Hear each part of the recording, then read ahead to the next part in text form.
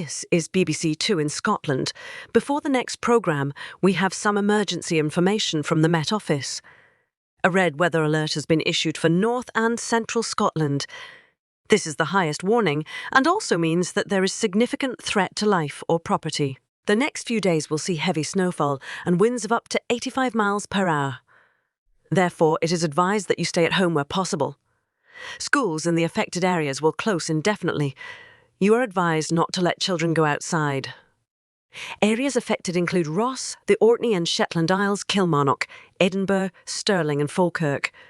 For more information, call 0800 521 672. That's 0800 521 672.